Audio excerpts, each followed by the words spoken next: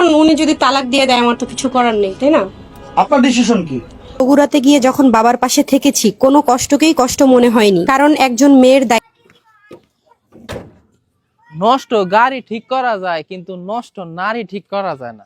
আমার এই গাড়িটা নষ্ট হয়েছে কিন্তু ঠিক করে এলছি, কিন্তু নষ্ট নারী হইলে এটা ঠিক করানো যেত না। কারণ নষ্ট নারী কিন্তু ব্যাগ গার্ডের এই পানি খায়।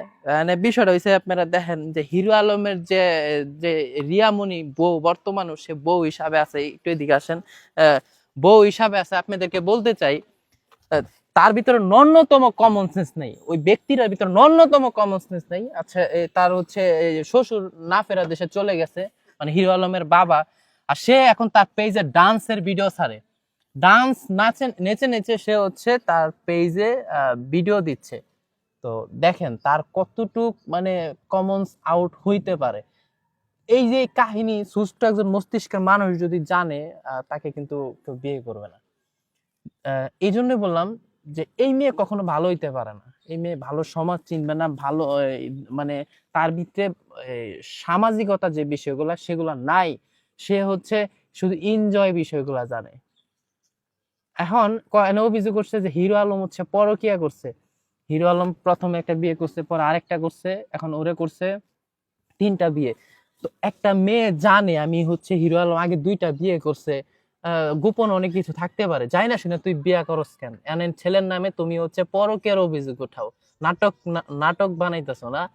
তো বিষয়টা হচ্ছে এই এরা হচ্ছে নষ্ট নারী, এই নষ্ট নারী থেকে সবাই দূরে থাকবেন। আর এরা দেখে বাংলাদেশের মানুষ আগেই সন্দেহ করছে, এর ভাবসাব আগেই অস্ট্রেলিয়ার গায়ের মতো ছিল। তো এর আগেই সন্দেহ করছে বাংলাদেশের মানুষ। তো এখন তো নতুন কিছু না। আর আলম একটা হচ্ছে বোকা লোক, ওরে যে যেমনে বুঝায় সে এমনি বুঝে, হিরো আলম আর কি। তো আসলে প্রকৃতপক্ষে সে এত চালাক চতুর না, সে যে মানে তাকে যেটা বোঝানো হয় সে সেভাবে বুঝে। এই মেয়েটা যে রিয়ামণি, তুমি কি এক গাঙ্গের পানি খেয়ে আসছো? তোমারে দেখলে মানুষ বুঝে, তোমার সিল মারা তোমার শরীরের মধ্যে, তুমি নিজেও বলতে পারবা না তোমাকে কত মানুষ ব্যবহার করছে, বলতে পারবা না। এই যে হিরো আলমকে ছেড়ে যাবা না আরেকটা বিয়ে করবা, সেও। তো কথা বাড়াচ্ছি না, এই জন্য আমার গাড়িটা দেখি ঠিক হয়েছে না, গাড়ি ঠিক হয়ে গেছে। কিন্তু নষ্ট নারী হইলে টাকা দিলেও ঠিক করা যাইতো না, এই হচ্ছে বিষয়। এখন যাবো হচ্ছে আমি ময়মনসিংহ যাচ্ছি, আমি একটা ব্যবসার কাজে যাব, আমি আরেকটা জেন্টস পার্লার দিচ্ছি ময়মনসিংহ বিভাগের মধ্যে একটা পজিশন দেখতে। এখন যাব হচ্ছে ময়মনসিংহ স্কয়ার মাস্টার বাড়ি, এখানে একটা পজিশন দেখছি, তো জেন্টস পার্লার দিচ্ছি। অনেকে আমাকে বলেছিলেন যে ভাই আমি একটা পার্লারের পার্টনার হতে চাই, যদি কেউ আমাদের সাথে পার্টনারের ব্যবসা করতে চান জেন্টস পার্লারে, তো থাকতে পারেন। অবশ্যই উপরে মারুফ ভাইয়ের ফোন নাম্বার দিয়ে দিচ্ছি, তার সাথে কথা বলেন, ডিটেলস জানতে পারবেন যে হচ্ছে কত টাকা ইনভেস্ট করতে হবে, এবং হচ্ছে মাস শেষে যা প্রফিট হবে কত লাখ টাকা আপনি পরে প্রফিট পাবেন, মানে হচ্ছে লাভ পাবেন, এবং সব ব্যাপারে জানতে পারবেন। তো জেন্টস পার্লারের ব্যবসাটা আসলে একটা ব্যবসা, এমন একটা ব্যবসা, টেনশন মুক্ত ব্যবসা। এই ব্যবসা নিয়ে আপনি টেনশন করতে হবে না, পুরো লাইফ টাইম এখান থেকে ইনকাম আসবে, আর আপনি মাসে মাস নিয়ে নেবেন, কোনো টেনশন নেই। ম্যানেজার থাকবে, ক্যামেরা থাকবে, ক্যামেরা দিয়ে দেখবেন, হিসাব থাকবে, পরিচালনা করবেন।